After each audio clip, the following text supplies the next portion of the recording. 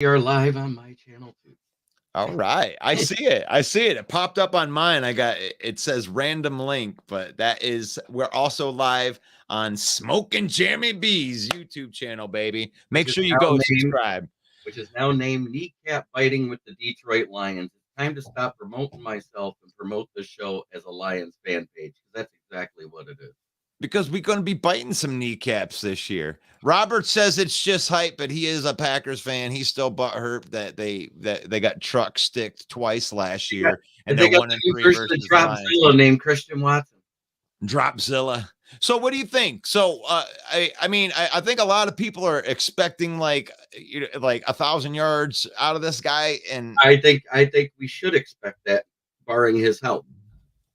you Because, mean like I said, from a rushing standpoint, you think no, so? I'm saying total yardage. Total yardage should be somewhere between 1,000 and 13 yards. How it split, I don't know, but I have the feeling it'll be more receiving than rushing because I think David Montgomery is our main rushing threat Yeah, because he averaged exactly the amount of separation that the Detroit Lions O line created with the no line that allowed him to be hit 7/10 of a yard behind it.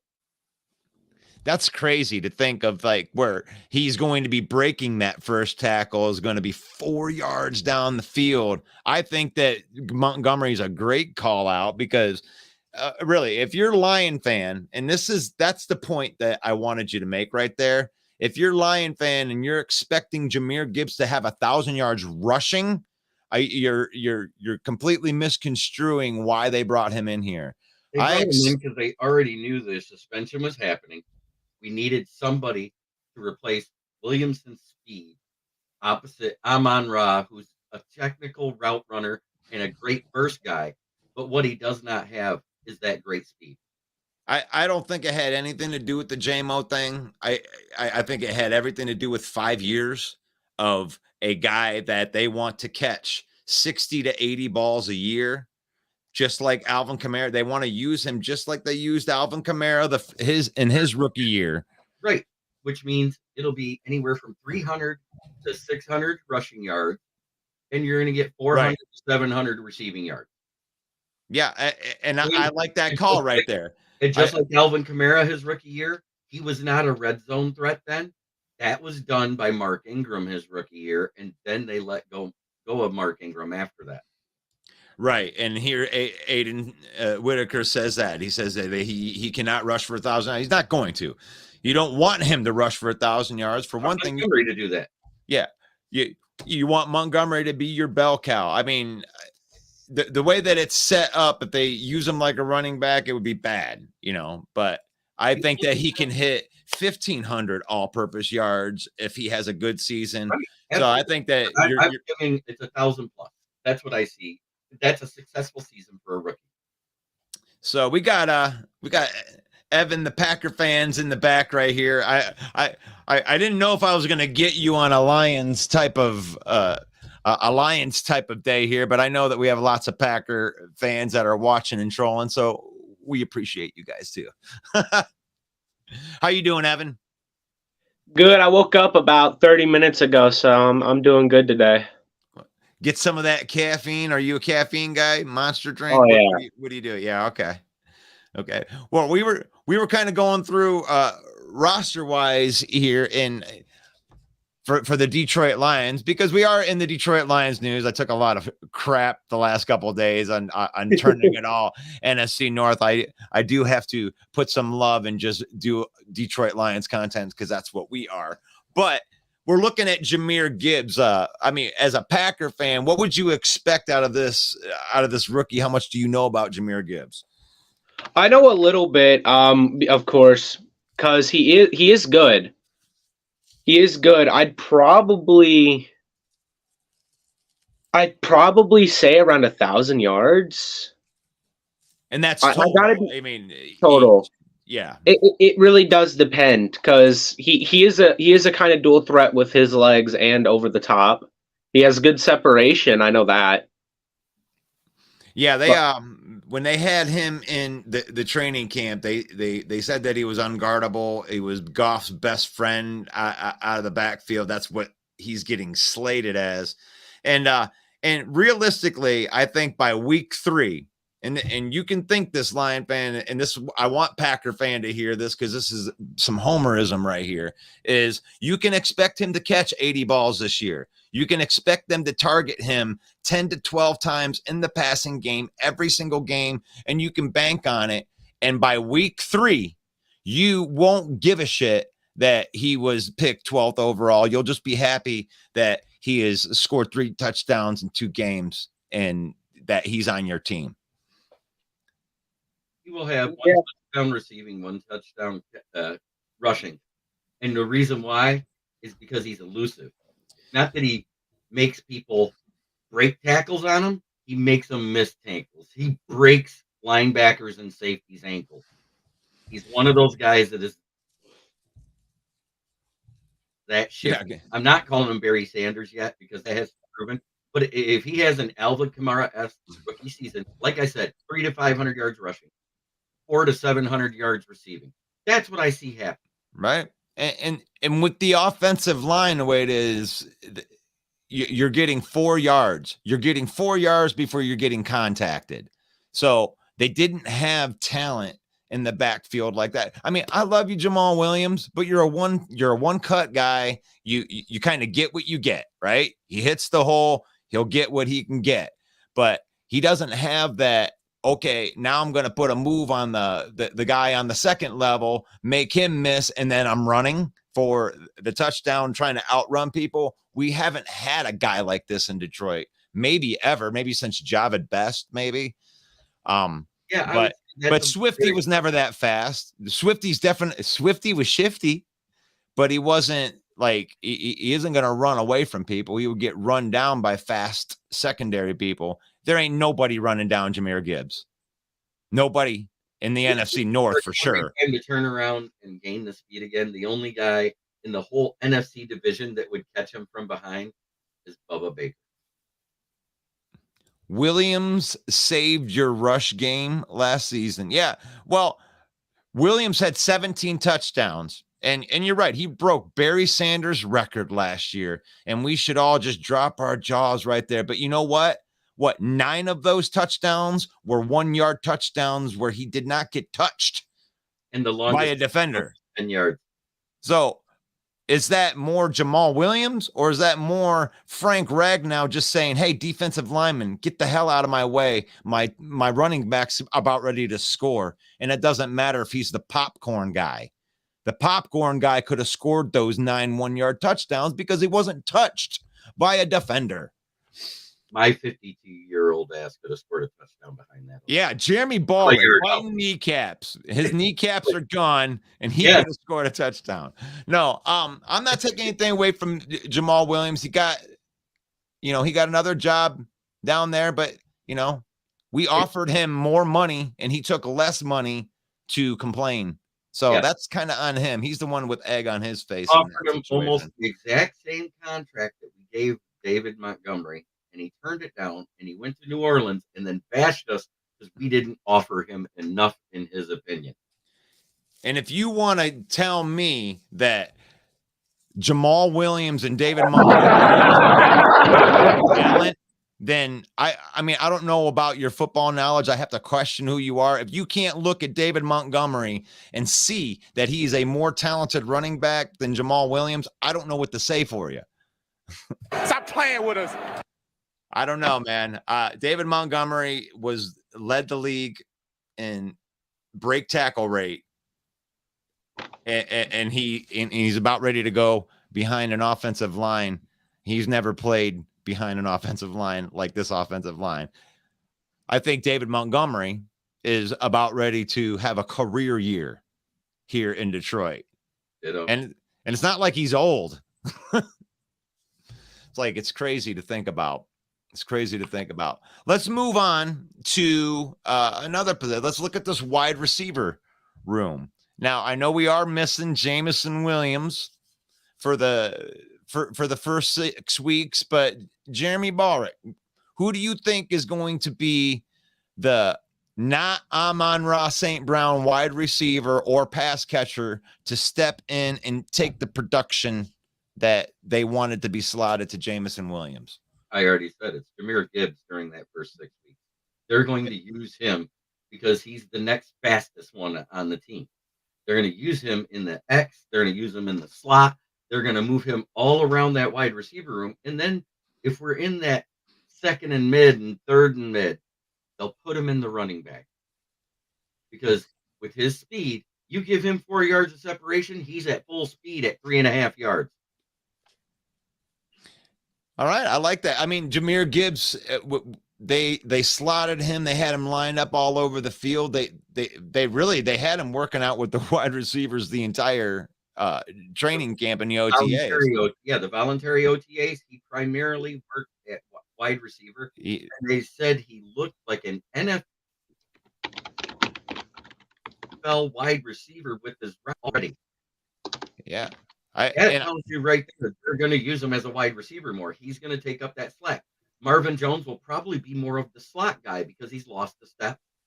And Amon-Ra is a solid number 2 on this team. He's proven it year in, year out, 2 years in a row. Right.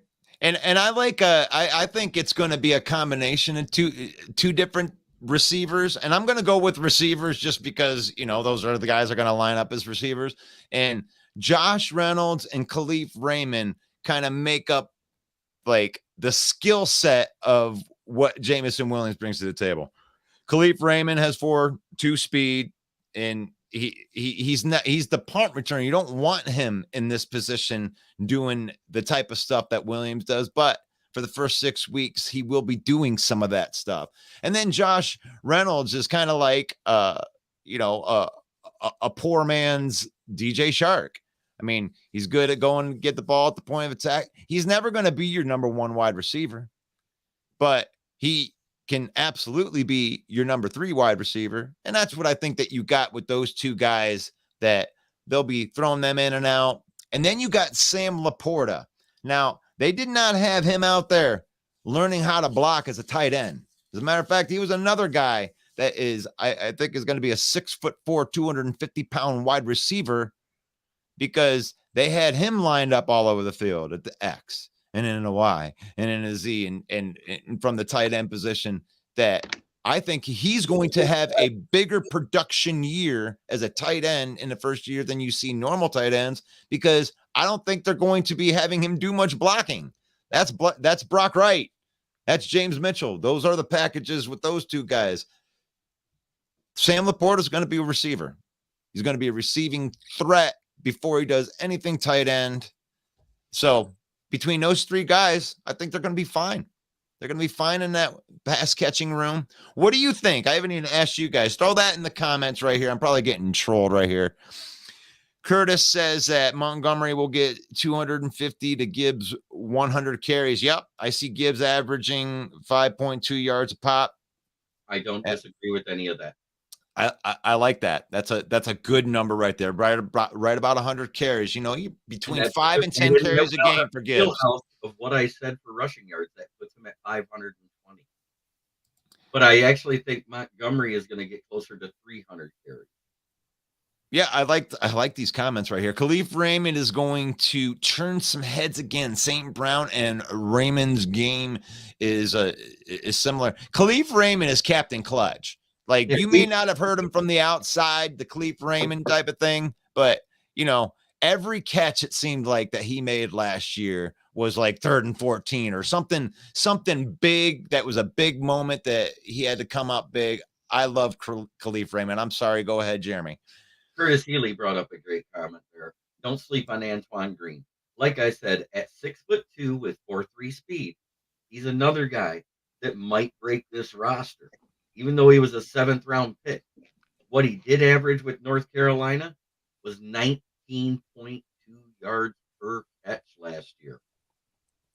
So let me throw this to Evan right here, because we're homers, so we're talking about the deeper ends of our roster right here. So when I say Khalif Raymond, does that even ring a bell to you? I've barely. I mainly know a top 3. I think number 1 wide receiver, of course, Amon-Ra St. Brown, then Jameson Williams, and then Marvin Jones, because I watched him in Carolina. Jacksonville. See, that's crazy. It's like it's so cool that we do an NFC North show because, like, when you get on the inside of your team and then you actually realize that, Marvin Jones might not be the number 3 wide receiver, like they said, like Antoine Green and these guys are actually going to come in and compete with these spots right here. And Josh Reynolds, gosh, they gave him a $8 million a year deal like 3 years ago, or $6 million a year deal. I can't remember how much they paid him. Jeremy would probably know that more, but he was a solid dude. He came in waiver wire dude. Who was that you're asking about? Josh Reynolds. Josh Reynolds, we're paying him a little over $3 million a year. It's value. Okay, yeah. So you're just talking about you're talking about a journeyman vet minimum contract. When I say journeyman, I'm not talking about vet minimum where it's just the guy that's rode the pine. I'm talking about a guy that started in spots and done everything else in a mid-level, like a wide receiver 4. Yeah, I mean, he'll never be more than a 500-600 yard a year guy, but he's got sure hands, and anytime that he's called on, he makes the catch. He's not going for that big dollar stuff. He's not a wide receiver diva, and I think that's what our room consists of. Past Amon-Ra St. Brown, it's just a bunch of unselfish dudes that'll go out there. They all catch the ball over the middle. Marvin Jones, Khalif Raymond, Josh, all those guys, they'll catch it over the middle. They'll sacrifice about, they'll block out on the edge to get their wide receivers free. So what's up, Barry? Barry from Scotland is on. I had a great conversation with him yesterday. That was a great football conversation. He's a Packer fan. And don't forget, David Montgomery is good at receiving the halfback screen. So you could actually have Jahmyr Gibbs and David Montgomery in those screen situations on the field at the same time. And then it's like, ooh, who the hell do we cover? Wow, here's a gutsy one. I had to go back up to get this one. Urel says, I see Sam Laporta winning Rookie of the Year.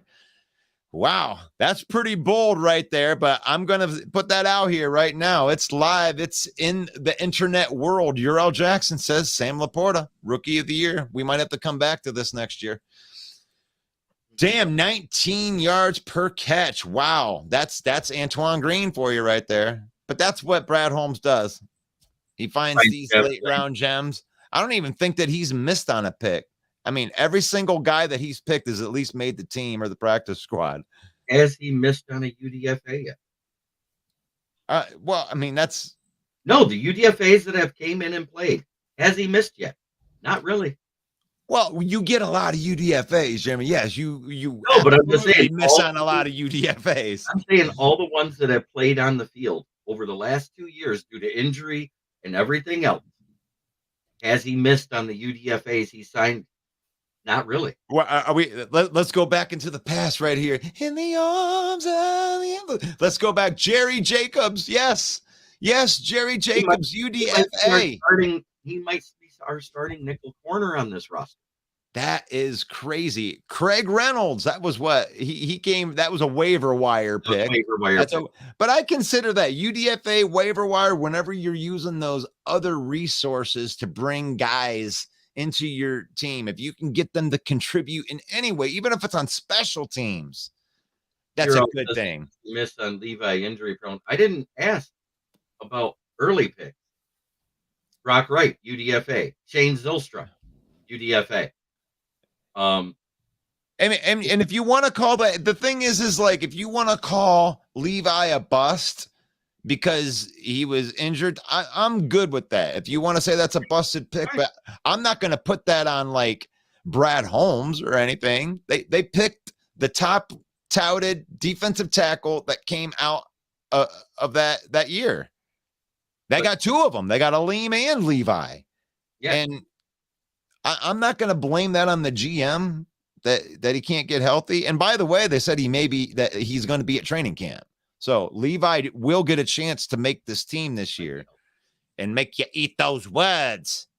Hey guys, you getting ready to get swept by the Packers. All right. How do you feel about that? You think Matt LaFleur does better than 1-3 against a brand new coach in the NFL?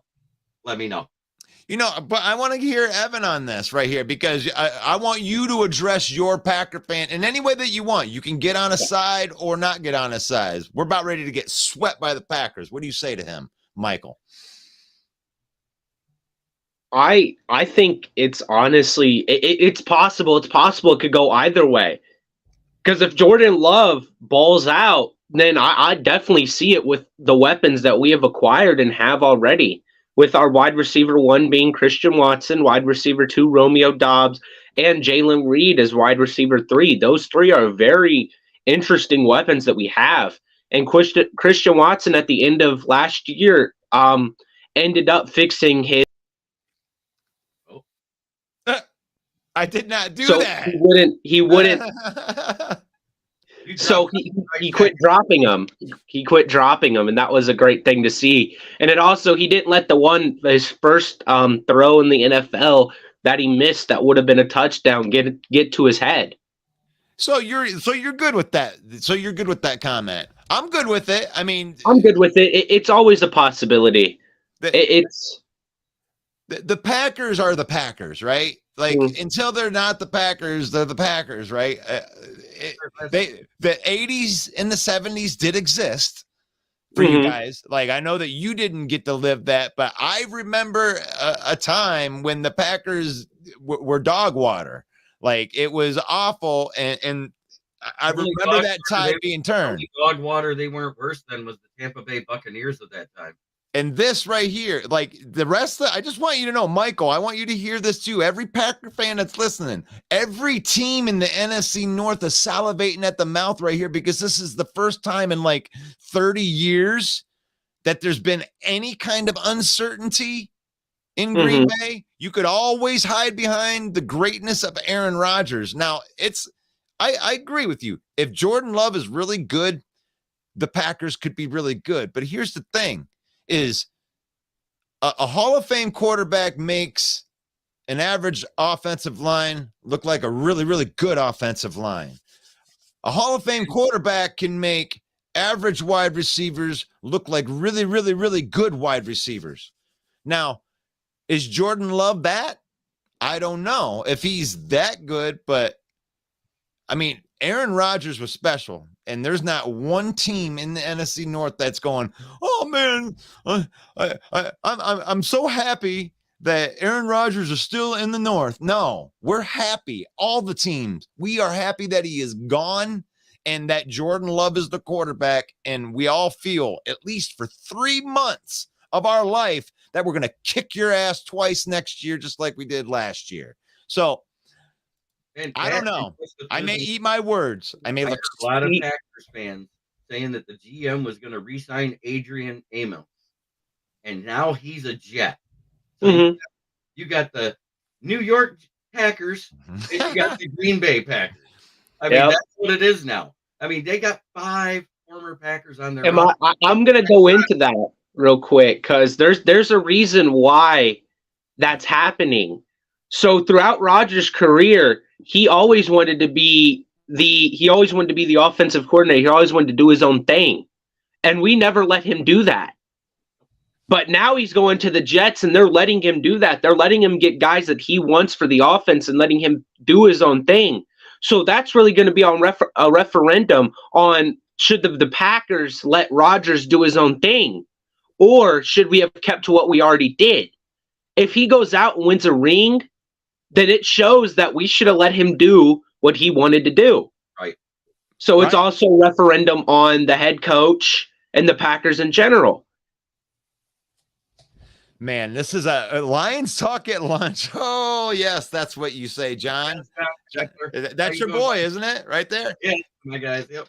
And that's the thing. That's the beauty thing. This is actually a good off season for the other 3 teams that aren't the Packers because of that, right? Like, these are questions that are going to get answered, but we don't know the answer to that. I don't know if Jordan Love is good. Maybe Aaron Rodgers has been carrying the Green Bay Packers and everything's going to get exposed this year and you're going to be awful. Or maybe Aaron Rodgers is the anchor that's been holding down the Green Bay Packers, and then this is just going to let it all free and you're going to win 13 games. Talent-wise, the Packers have had a top 15 defense. Do you still have the same defensive coordinator? Yep. Joe Barry's still there. I mean, that's the big question. So that being said, can you put them drop up there? 15, your talent wise is top 15 or above, and you drop to the 21st ranked defense overall. You were 31st in rushing against. The Lions, although they started historically bad, actually moved up past the Packers in rush defense, even with giving up 350 yards to the Carolina Panthers. That's something to be said about your defensive coordinator, because with that amount of talent, to fall that far is huge.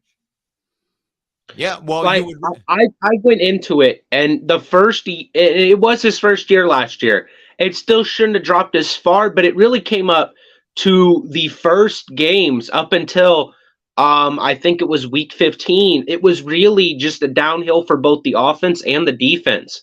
Both weren't playing well. We lost to the Titans, the Buccaneers. We were losing to teams we shouldn't have lost to begin with.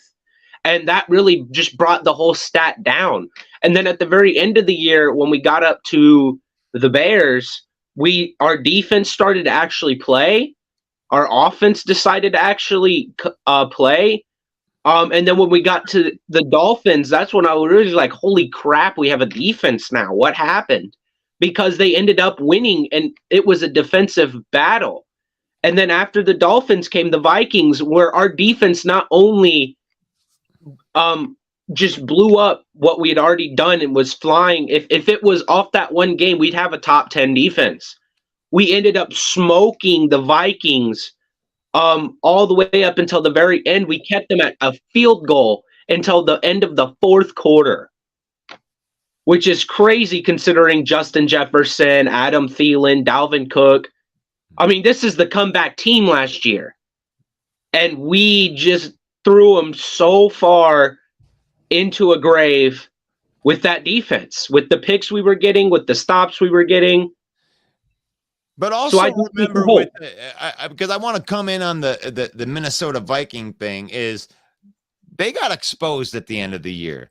Like, they won a lot of these close games at the beginning, but towards the end, like, we smoked them. What was it, like 24-10? Then we whooped them pretty good the second time around. Mm-hmm. And a lot of the other teams did too. Like, they just kind of figured out the ways to stop, realize that they were going to have to win shootouts, and that, that their defense couldn't stop anybody. So, yeah, I don't know. I don't know if I can agree with some of that, I guess. So the NFC North is going to be a slugfest. I think it's going to be closer. That's what Devin says. I agree. It could be if the Lions don't live up to the expectations, because with all the other problems in the NFC North right now, with all the other questions, the Lions don't have questions. Y'all want to make Jameson Williams the big question, but I'm not going to fret about my third wide receiver coming off the bench if that's my worst problem. I don't have people holding out. I got some information to give you about Jameson Williams. He didn't bet in Allen Park. He didn't bet in the parking lot. He was on a team trip, and it was at the end of the day in his hotel room when he bet on a College March Madness Alabama game. That is where it happened. So they're supposed to be able to bet on other sports if they're not on NFL property, right? So I kind of have an issue with this. I think that's a huge disparity, because a hotel room, I don't care who pays for it, it is not NFL property. Yeah, but you know what? I am with Brad Holmes on this, where they're going to sweep it. I don't even think they should fight it. Take your suspension, run with it, and put this thing in the rearview mirror. You don't even need to hit this, regardless of how stupid the law is. Okay, we can argue that. We'll have that as a topic on one of these days, where we can argue the semantics of that law of that's in there and how dumb it is. All right, but I'm just saying. But I don't want to come on here while we got a bunch of Packer fans and make an excuse that Jameson Williams broke the rules and he's going to serve a 6-game suspension. He said, "Hey, I broke a rule I didn't even know." I'm going to serve my suspension. I'm Serve not it. going to appeal it. Yep. You know, that shows maturity on his part, despite what anybody Yep. thinks. And it's the the right media. decision It's for the media Brad that's Holmes making a too. bigger deal out of it, and Brad Holmes backs him on it and agrees with his sentiment. Hey, he's serving his suspension. Leave it alone. Well, I'm sure that their PR guy told them that. Like, I bet you Brad Holmes is like, look, you need to own this. You need to go out there right in the public. You need to do what you need to do to make it right, and just work hard. I mean, it's a good thing anyway, because last year he didn't get a training camp. He had a busted ACL. He didn't get to learn anything. He actually gets to practice with the whole team and, get installed with the offense. It's really going to only affect 3 weeks, because 3 weeks leading up to the suspension being lifted, he's going to be able to practice with the team. Yeah, So we're on. So he'll be able to, when he comes week 7, he's going to be ready to go. It's not going to be like, oh, a learning curve. No, he's going to be ready. They're going to have the package, the Jameson Williams package. So y'all can laugh. I mean, I wouldn't bet on Jameson Williams being a bust quite yet, because he hasn't been on the field yet. And he's touched the ball, 5 times in the NFL and scored 3. So he obviously has got the skills. But I kind of agree with you that the NFL should have reviewed it, saw where they did it at, and moved the suspension to less. But it was making an example, because it was the first one who did it, as breaking this rule. Yeah, and they're setting a precedent anyway. So, right. That's why we're not fighting it. That's why JMO's not fighting it. That's why Brad's not fighting it. They could, and they might even win, but it'll look like sour milk to all the other fans. So they said, hey, let's just own this, make it a good PR thing, and call it done. Good call, Barry, right here. If the Lions make the playoffs, even as a wild card, Campbell is coach of the year. I don't know. It really depends on what some of the other teams are doing. I mean, who would have thought that the Giants of all teams would have came out and been the playoff teams, or Seattle, especially Seattle. In each division, there is a turnover of 5 teams that don't make the playoff, that didn't make the Super Bowl. And sometimes it's the Super Bowl loser that doesn't make the playoffs the next team. So the parity. Yeah, that's parity. And everybody says that they want parity in the NBA. This NBA finals just proved that's not true. Playoffs. The least watched finals in NBA history. 5th least in the history of the whole NBA. Well, I mean, to tell you how much I care about NBA, I didn't know that the finals was over, and I didn't know which 2 teams were even in the finals until my son told me, who is a really big basketball fan. By the way, my son called the Nuggets at the beginning of the year. I was very impressed with him with that, being able to. But I don't know enough about basketball to make any calls like that. I'm not making a call. So just making an observation. And this is how it tells you American football is daddy in the United States.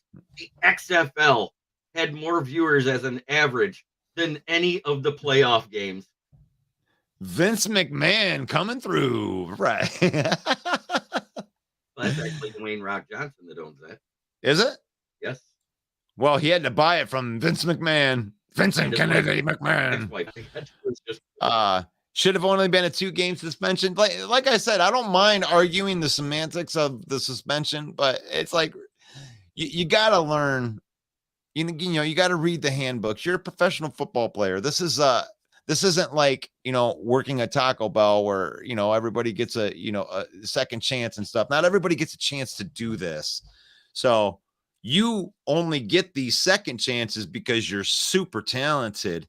Because if you were an unknown dude, you would have probably been cut from the team like the other guys that were cut from the team if it didn't matter. So he'll be able to play in 11 games this year, right, Damon? What's that? He'll be able to play in 11 games this year. He comes back week 7, correct? Correct. And our bye week is after that. So he gets another week off to rest after he had a few weeks of tearing it up, right? Right. So if he averages 8 catches and around 98 yards a game, you'll end up with 1,000 yards for the season. That's very bold right there. Okay, so Jeremy Ballrick. So I say he's going to have a 1,000-yard, 6-touchdown season, even playing only 11 games. Now that would be crazy. That's a very, very bold take right There's there. my bold take on JMO. Yeah, it's a dumb rule. It's a dumb rule, but it is a rule, and he's a dumbass for messing. I mean, I don't know if he's a dumbass for messing it up. I'm not gonna crucify JMO over it because that was the whole point of me bringing this up. Like, if everybody wants to make a really, really big deal about this kid going, I mean, honestly, when you really look at it, the way that Jeremy just painted that out, he goes on a road game, he's rehabbing an ACL injury, and he makes a bet in an away hotel room. Well, no, but it was in the off season. That's what I'm getting at. It wasn't at an away game. It was in I March. thought it was an away game. No, Okay. it was in March Madness. He bet on an Alabama basketball game. But he did it at the Lions facility, right? No, he did it in a hotel room at the end of the day. Well, it had to have been a hotel room that was bought by the Detroit Lions in order for it to be. Your hotel room should be no different than being in your house. I don't care. I think that's ridiculous. But the fact that you're making the point right there. The point is, like, if everybody wants to call him the Pete Rose and all this stuff, it's like, stop. I mean, I know we're trolling. He wasn't even betting on football. He was betting on college basketball. So what you're saying is he does not have a gambling problem. Right. And that is the whole point of bringing this up. I like Campbell. He speaks my language.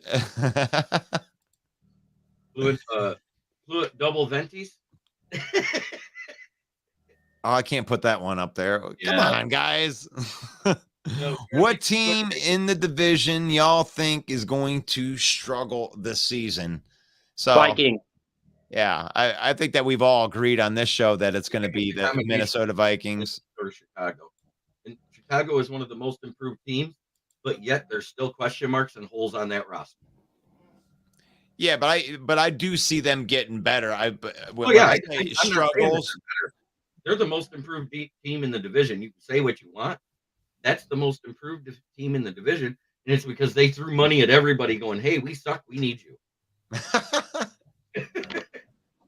Yeah, they did. They got good starters, and I think that what we're finding out is how important the depth is, and then having extra depth, and that's what Chicago doesn't have. Is they don't have a ton of depth. So if a couple of those starters go down, they're going to be in trouble counting on some guys that, I don't know. He cusses a lot. Yes, we've had enough of that shit. You've had enough of that shit. There it is. You've had enough of that shit. You like that? Yeah, we got some drops in here. We love those. Come Stop on. playing with us. Those are the ones. No, okay, so we went through and we spent some time on Jameson. It's so funny that we keep going back to Jameson on this thing. Robert But Williams, no, the bet was made in March, just before he was suspended. That's been proven. It was not inside the team's facility. he was actually betting on college football, and he places the bet inside the team's facility. He bet on March Madness. He bet on March Madness. Yeah, but that's what I mean. Like people like Robert want to come in and they want to take the situation and they want to throw some gasoline on it and change the story a little bit to make it sound just a little bit worse. Well, he was betting on football, but it was college. No, he wasn't betting on football. Betting on March Madness. So, no, but I want to move on from that. I want to go to the offensive line. Yep. Offensive line for the Lions, it was ranked as a top 5 line on pretty much any board you're going to go to. You wouldn't see them below that. Yeah. Yep. And I think this is the strength. The people that criticize Goff, the people that criticize our running game, it really isn't going to matter because these 5 guys are going to beat the shit out of you. And there's really nothing you could do about it. There's nothing in the North that's really going to stand up to that. Possibly the Green Bay Packers, but even at that, even the best lines, We were you know, the second ranked O line last year, and Yeah. yet we didn't have all 5 starters on the field for 2 straight seasons. We were top 10 the year before, top 5 last year. Think about that. Think about how huge that is. And then you're returning all of them. And you're returning everybody this year, and They everybody know. was healthy. So that's the biggest reason I think the offense is going to be good, is that offense. And then there's the depth behind the offensive line. I mean, there's a 3-way tie going for that right guard spot that is only going to be depth. That's going to be there to see who's going to be that starter. I think Graham Glasgow is going to get cut before Logan Stenberg.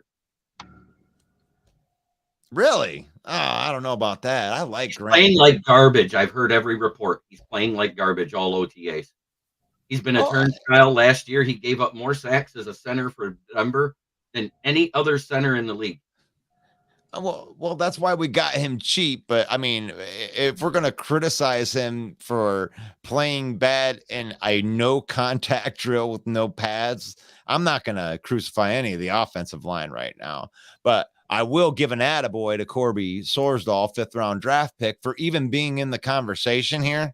And Ryan Svoboda has been said played better than Glasgow, which is a UDFA. We're just not liking Glasgow. I think that you just don't like our friend from Scotland, Barry, right here, who's just, no, I'm kidding. Because Glasgow sounds like somebody that's from Scotland, doesn't it? Glasgow is actually a city in Russia. Is it? Yeah. Man. So what do you, how about your offensive line? Your offensive line in Green Bay is considered to be a top 10 offensive line. It is. I think right now it's a little underplayed because we still have, because the way PFF does it is they project who's your starters.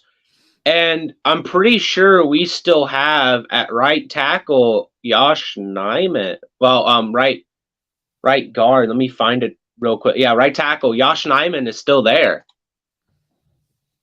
Oh, okay, yeah, you have to elaborate. So we should still probably be the third like we were last year because we have all the same people. So you don't think that Aaron Rodgers helps that line at all? Like being an awesome quarterback and making good decisions, like able to move. It does help, but still, the line's what gives him time to throw. If he didn't have good time, he didn't have much of a good time last year. I'm sorry. Aiden Hutchinson was on him like white on rice quite a bit. And then James Houston got in the sack party towards the end. Mm-hmm. Yeah, but on the rankings right there, if we're gonna give them the crap about the defense being ranked 21st, you got to rank their offensive line where it's ranked. Offensive line is in the top 10. They probably are the 3rd best O line in the NFC, but they are top 10 in the NFL because there are about probably 5 O lines in the AFC that is better than the Packers. So you think you have to be talking about the Vikings. So you think the Vikings O line is better than the Packers O line, or is it the? No, it's the Eagles, the Lions, and Packers. Oh, I thought you were just talking about the North. I was like, man, NFC, really? 3rd in the NFC conference? In the NFC conference, I'm talking about in the conference, not our division. Right. Yeah, well, I know about those Philadelphia Eagles, but. Gosh, man, those guys. Isn't that now called UGA North? Yeah, it is. But when I look at that team with like the Matt Patricia and Darius Slay thing, like if that were to happen to the Lions, like, if Slay was here and all of a sudden Matt Patricia showed up again, that would be on the front page of every newspaper. Like it's the worst thing ever. Did Slay ask for a trade? He did ask for a trade? Yeah, he asked for a trade 2 weeks after they hired Matt Patricia. And that's Patricia with an A. There's no I in that last name. It's Patricia. It's Patricia. And if you want more information like that, you can go to one of our domains at mattpatriciastupidface.com and you can see a picture of Matt Patricia's stupid face. And you got my favorite thing. It was Boob Quinn and Matt Patricia the entire time they were here. All right. So he could draft his O-line. He couldn't draft anything else good. So we've been talking Detroit Lions offense today. We went through position by position and we talked about everything except for the tight end room. We haven't really gotten into that. But before we do that, I wanted to put a shout out to everybody where we're streaming right now, because this isn't the NFC North. This is a football talk phone sessions. We are streaming live in the Detroit Lions news. Thank you guys for allowing us onto your platform, Detroit Lions Villain Squad. If you are a Packer fan, go and like that Bill the Packer fan guy, because he puts up pretty good Packer content. Mike the Bear fan puts up pretty good Bear content. And NFC North open mic.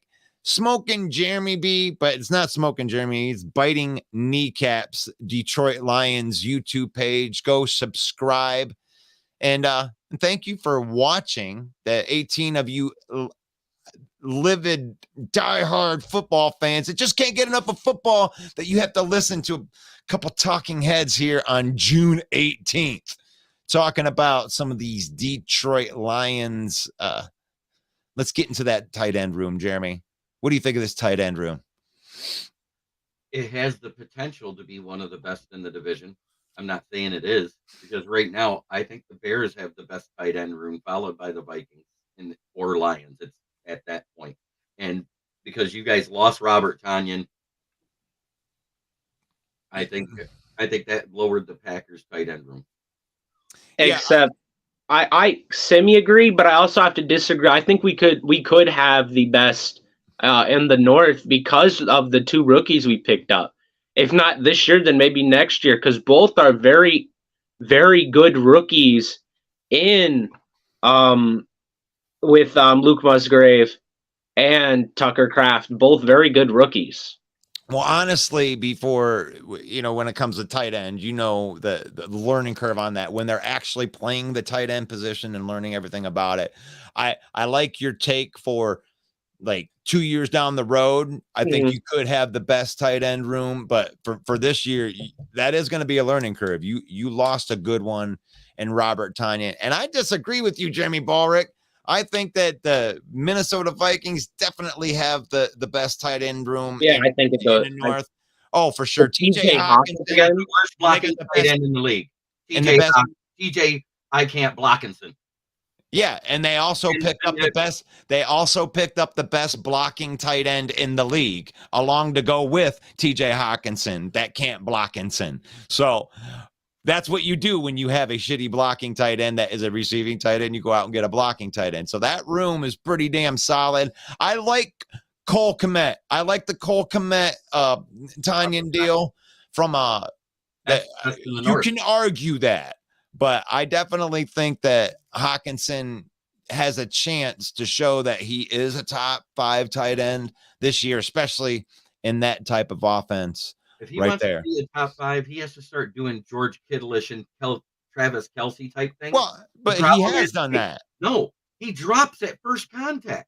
He doesn't break tackles. Watch him. But he has never broken a tackle. He's never ran for an 80-yard touchdown and shown those flashes before. He has flashes. That's what I'm talking about. But it's not consistent. Well, no shit. That's why they traded him to Minnesota. And Minnesota drafted him because they think that the flashes might become more consistent and they can pull more out of Hawkinson. So for us to say that definitely won't happen, wow. I mean, how are you a Lions fan to even think like that? You know what I ranked it with? I ranked it with the E. Brown and the Pettigrew pick. Yeah, but the Lions have never done anything before ever. So what's to make you think that they're going to win this year? That's the mentality we're going with here.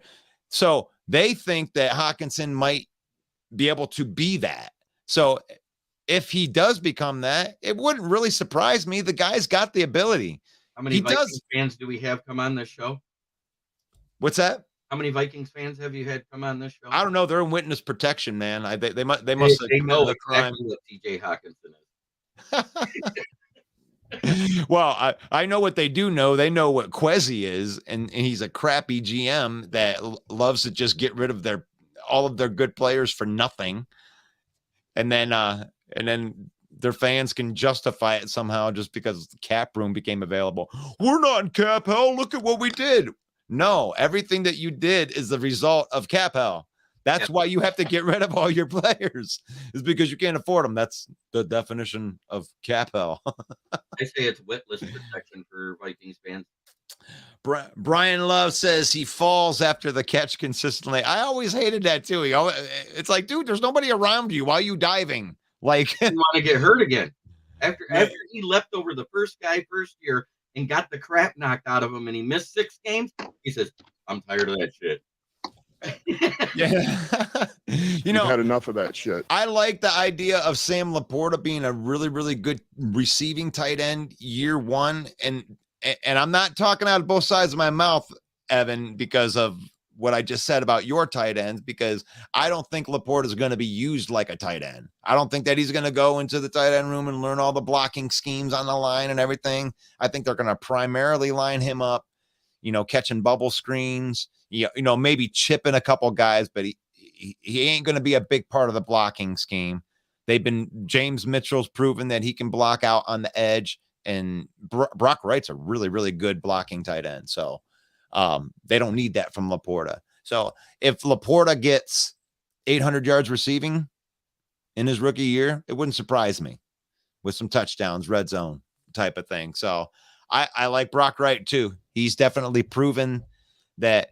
I mean, another undrafted free agent, right? Another gem that Brad Holmes just finds. He's a complete package. Kind of reminds me of a poor man's Jason Witten. And another UDFA he found. And which one? AJ Parker. Well, and then there Shane Zylstra. That was another UDFA from the tight end room. I don't know if he's going to make the team now. I know Derek Deese won't.